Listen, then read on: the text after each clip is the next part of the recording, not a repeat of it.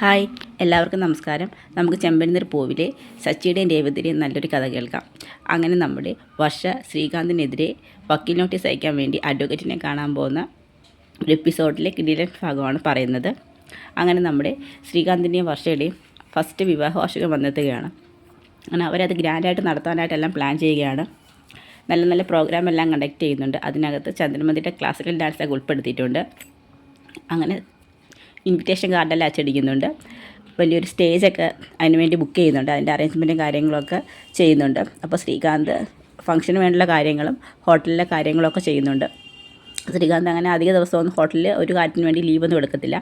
അങ്ങനെ ഫംഗ്ഷൻ നടക്കട്ടെന്ന് കരുതി ജോലിക്ക് പോവാതെ ഹോട്ടലിൽ ജോലിക്ക് പോവുകയാണ്.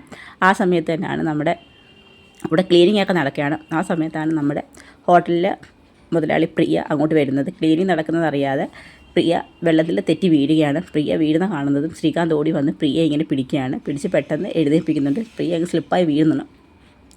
അങ്ങനെ പ്രിയ അയ്യോ മേഡം വീണ് കാല് എന്തെങ്കിലും പറ്റുമെന്ന് നോക്കിയപ്പോൾ ചെറുതായിട്ടൊന്ന് ഉളിക്കുമെന്ന് പറയും. എങ്കിൽ നമുക്ക് പെട്ടെന്ന് ഹോസ്പിറ്റലിൽ പോകാമെന്ന് പറഞ്ഞുകൊണ്ട് പ്രിയയ്ക്ക് എഴുന്നേക്കാൻ പറ്റാത്തതുകൊണ്ട് തന്നെ ശ്രീകാന്ത് പ്രിയ എടുത്ത് ഉയർത്തി പിടിച്ചുകൊണ്ട് പെട്ടെന്ന് അങ്ങ് ഹോസ്പിറ്റലിൽ കൊണ്ടുപോകും. ഇത് കണ്ടുകൊണ്ടാണ് ആ സമയത്ത് നമ്മുടെ വർഷ അങ്ങോട്ട് ഹോട്ടലിലോട്ട് വരുന്നത്.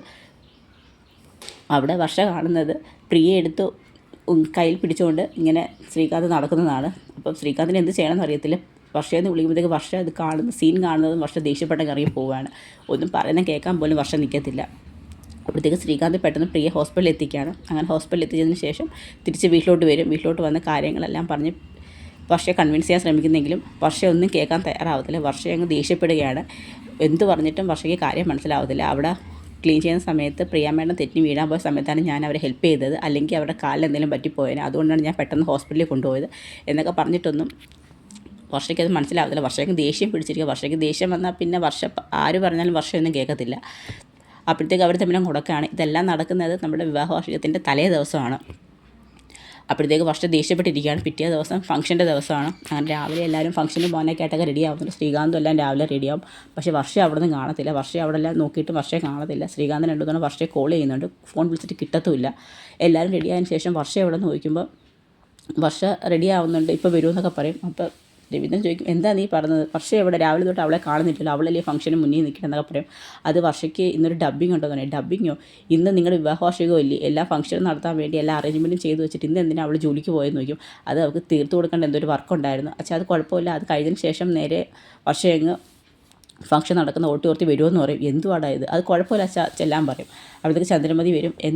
എന്താടാ വർഷ എന്ത് ചെയ്യുന്നു ചോദിക്കും. അത് വർഷ ഡബ്ബിങ്ങിന് പോയേക്കും. ഇന്നത്തെ ദിവസം അതിൻ്റെ കാര്യമുണ്ടെന്ന് ചോദിക്കും. അത് കുഴപ്പമില്ല അമ്മേ, പെട്ടെന്ന് വരുമെന്നൊക്കെ പറയും. ആൾക്കാരൊക്കെ വന്ന് വർഷയെ അന്വേഷിക്കുന്നുണ്ട്. അങ്ങനെ എല്ലാവരും വന്ന് വർഷ എവിടെ നിന്നൊക്കെ ചോദിക്കുന്നുണ്ട്. ശ്രീകാന്തിനെയും മറ്റ് ബന്ധുക്കളെല്ലാം കാണുന്നുണ്ട്. പക്ഷെ വർഷയെ മാത്രം കാണുന്നില്ല. അവസാനം ശ്രീകാന്തിനങ്ങ് സഹികെടും. ചോദിച്ചിട്ടൊന്നും എല്ലാവരുടെ അടുത്തും എവിടാന്ന് ചോദിക്കുമ്പോഴും ഇപ്പോൾ വരുമെന്ന് പറയാനേ പറ്റത്തുള്ളൂ. അപ്പോഴത്തേക്ക് ചന്ദ്രമതിയുടെ പറയും, അമ്മ ഒരു കാര്യം ചെയ്യും, അമ്മയുടെ പെർഫോമൻസ് ഉണ്ടല്ലോ, അമ്മ ഒരു കാര്യം ചെയ്യും, സ്റ്റേജിൽ കയറി നൃത്തം ചെയ്യാൻ പറയും. എനിക്കൊന്നും വയ്യ, പിന്നെ അമ്മയുടെ നൃത്തം അല്ല ഞാൻ ചെയ്യാം, പക്ഷേ ആദ്യം വർഷ വരട്ടെന്ന് പറയും. അവൾ വന്നോളും, അമ്മ എന്തായാലും ഒരു പെർഫോമൻസ് എന്തെങ്കിലും ചെയ്യുക, അല്ലെന്നുണ്ടെങ്കിൽ ആൾക്കാരിങ്ങനെ ചോദിച്ചുകൊണ്ടിരിക്കുമെന്ന് പറയും. അങ്ങനെ ശ്രീകാന്തിനെ എങ്ങനെയെങ്കിലും സമാധാനപ്പെടുത്താൻ വേണ്ടി ചന്ദ്രമതി പറയും, ശരി ഞാൻ നൃത്തം ചെയ്യാമെന്ന് പറയും. ആ സമയത്താണ് നമ്മുടെ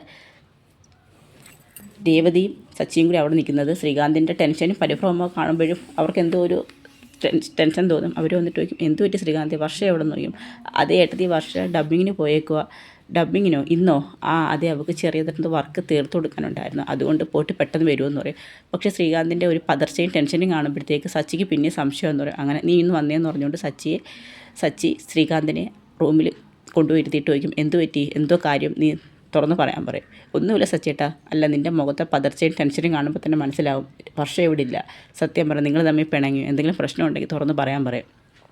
അങ്ങനെ സച്ചിയുടെ മുമ്പിൽ നടന്ന സംഭവങ്ങളൊക്കെ പറയുകയാണ്. അത് സച്ചേട്ടാ, ഇന്നലെ ചെറിയൊരു സംസാരം ഉണ്ടായി ഞാൻ വർഷയും തമ്മിൽ. എന്താ കാര്യം? അപ്പോൾ ഹോട്ടലിൽ നടന്ന കാര്യങ്ങളൊക്കെ സച്ചിയോട് പറയുന്നുണ്ട്. ഞാൻ അവരെ എടുത്ത് ഹോസ്പിറ്റലിൽ കൊണ്ടുപോയി. ആ സമയത്ത് വർഷം അങ്ങോട്ട് വന്നതെന്നൊക്കെ പറയും.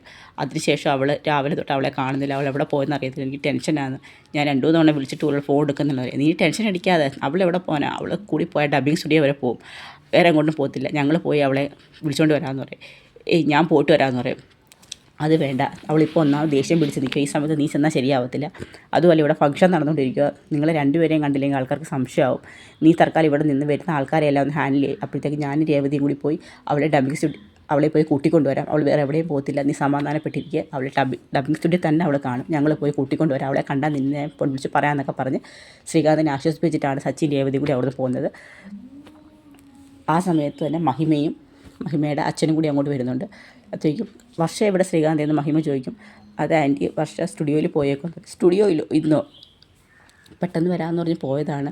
അപ്പോൾ അവൾക്ക് മേക്കപ്പ് ഒന്നും ചെയ്യേണ്ടതെന്ന് ചോദിക്കും. അത് ഫംഗ്ഷൻ കഴിഞ്ഞതിന് ശേഷം അവൾ ആരെയും അറേഞ്ച് ചെയ്തിട്ടുണ്ട്, അവിടുന്ന് നല്ല രീതിയിൽ മേക്കപ്പൊക്കെ ചെയ്ത് ഒരുങ്ങി അവൾ വരുത്തിയോളെന്ന് പറയും. ഓ അങ്ങനെയാണോ എന്ന് ചോദിക്കും. ആ സമയത്ത് പറയും ഓ നല്ല ഫംഗ്ഷൻ ആണല്ലോ. ആ അതെ ആൻറ്റി, എല്ലാം വർഷയുടെ അറേഞ്ച്മെൻ്റ് ആണെന്ന് പറയും. ആ അല്ലെങ്കിൽ എൻ്റെ മോള് അറേഞ്ച്മെൻറ്റൊക്കെ ചെയ്യാൻ പിടിക്കുകയെന്ന് പറയും. അങ്ങനെ വലിയ സ്റ്റൈലായിട്ടൊക്കെ തന്നെ എല്ലാം ചെയ്തിരിക്കുന്നത്. എന്നിട്ടും കുറേ നേരം കഴിഞ്ഞിട്ടും വർഷയെ കാണാത്തതുകൊണ്ട് തന്നെ വർഷയുടെ അച്ഛൻ വന്നിട്ട് ചോദിക്കും എന്താ ശ്രീകാന്ത് എവിടെ പോയി വർഷ, കുറേ നേരമായാലും ഞങ്ങൾ ഇവിടെ ഇരിക്കാൻ തുടങ്ങിയിട്ടെന്ന് പറയും. അത് അങ്ങളെ ഇപ്പോൾ വരുമെന്ന് പറയും. ആ സമയത്ത് തന്നെ അവിടെ ചന്ദ്രമതിയുടെ ഡാൻസിൻ്റെ അനൗൺസ്മെൻറ്റ് തുടങ്ങും. അങ്ങനെ ചന്ദ്രമതി അവിടെ ഡാൻസൊക്കെ ചെയ്യുകയാണ്, നല്ല രീതിയിലൊക്കെ ഡാൻസൊക്കെ ചെയ്യുന്നുണ്ട്. ഇത് കാണുമ്പോൾ വർഷയുടെ അച്ഛൻ പറയും ഇവരെന്തായി കാണിക്കുന്നത്, ഈ പ്രായത്തിൽ ഓരോരോ നാണക്കേടെന്നൊക്കെ പറയും. ആ വലിയ കുഴപ്പമില്ലാതെ അവൾ കളിക്കുന്നുണ്ടല്ലോ എന്നൊക്കെ നമ്മുടെ മഹിമ പറയും. അങ്ങനെ അതെല്ലാം കഴിഞ്ഞതിന് ശേഷം വന്നിട്ട് ചോദിക്കും എവിടെ വർഷയെന്ന് ചോദിക്കും. അത് അങ്ങളെ അവൾ വരുമെന്ന് പറയും. പക്ഷേ അയാൾക്ക് നല്ല സംശയമുണ്ട്. സത്യം പറ എൻ്റെ മോള് നീ തമ്മിൽ എന്തെങ്കിലും വഴക്കുണ്ടായെന്ന് ചോദിക്കും. അവളങ്ങനെ ഫംഗ്ഷൻ നടക്കുമ്പോൾ മാറി നിൽക്കുന്ന കുട്ടിയല്ലെന്ന് ചോദിക്കും. എനിക്ക് അവളുടെ സ്വഭാവം ശരിക്കറിയാം, എന്തെങ്കിലും ഒരു ദേഷ്യമോ വഴക്കോ ഉണ്ടായി കഴിഞ്ഞാൽ അവൾ ആ ഫംഗ്ഷന് പോലും സാധാരണ വരത്തില്ല. മുൻപൊരു തവണ ഇങ്ങനെ സംഭവം ഉണ്ടായിട്ടുള്ളതുമാണ്. അവൾക്കൊരു ദേഷ്യം വന്നാൽ അവളുടെ സ്വഭാവം വ്യക്തമായിട്ട് എനിക്ക് സത്യം പറയണം, എൻ്റെ മോൾക്ക് എന്ത് സംഭവിച്ചതെന്ന് പറയും. അങ്ങളെ പ്ലീസ്, ഞാൻ പറഞ്ഞില്ലേ വർഷയ്ക്കൊരു കുഴപ്പമില്ല, വർഷം ഇപ്പോൾ വരുമെന്നൊക്കെ പറയും. അപ്പോഴത്തേക്ക് മഹിമ എന്താ ഇത് എന്ന് പറയും. അവളെ കാണുന്നില്ല, എനിക്കെന്തോ ടെൻഷൻ ഉണ്ടെന്ന് പറയും. ഏയ് ശ്രീകാന്ത് പറഞ്ഞില്ലേ വർഷം വരുമെന്ന്, അവൾ ഡബിങ് സ്റ്റുഡിയോ പോയേക്കില്ലേ, നിങ്ങൾ വെറുതെ പ്രശ്നമൊന്നും ഉണ്ടാക്കരുതെന്ന് പറയും. അങ്ങനെ മഹിമ വർഷയുടെ അച്ഛൻ സമാധാനിപ്പിച്ച് അവളെ കൊണ്ട് ഇരുത്തുകയാണ്. ആ സമയത്ത് വർഷയെ അന്വേഷിച്ച് പോയതാണ് നമ്മുടെ സച്ചിൻ രേവതിയും കൂടി. അവരാദ്യം ചെല്ലുന്നത് ഡബിങ് സ്റ്റുഡിയോയിലോട്ടാണ്. ഡബിങ് സ്റ്റുഡിയോ ചെന്ന് കഴിയുമ്പോൾ അവിടെ സാറിൻ്റെ ചോദിക്കാൻ പറയും സാറേ ഞാൻ വർഷയുടെ ചേട്ടനാന്ന് പറയും. ഓ സച്ചി, ആ എനിക്കറിയാമെന്ന് പറയും. വർഷ പെട്ടെന്ന് പോയോ ഡബിങ്ങിന് വന്നിട്ട്, ഇല്ലല്ലോ വർഷ ഇന്ന് ഇവിടെ വന്നിട്ടില്ലല്ലോ എന്ന് പറയും. വന്നിട്ടില്ലയോ, ഇല്ല എന്ത് പറ്റി, അല്ല ഇങ്ങോട്ട് വരുന്നെന്ന് രാവിലെ പറഞ്ഞായിരുന്നു. ആണോ, ആ ശരി, അല്ല ഇന്ന് അവരുടെ വെഡ്ഡിങ് ആനിവേഴ്സറി ഇല്ലേ, എനിക്ക് ഇൻവിറ്റേഷൻ കാർഡൊക്കെ തന്നിട്ടുണ്ടായിരുന്നു. ആ ഉണ്ടായിരുന്നില്ലേ എന്നൊക്കെ പറഞ്ഞ് വർഷയും രേവതിയും ടെൻഷൻ അടിച്ച് നിൽക്കുകയാണ്. പിന്നെ അവൾ എവിടെ പോയി കാണും, ഫോണിൽ വിളിച്ചിട്ട് എടുക്കുന്നുമില്ല.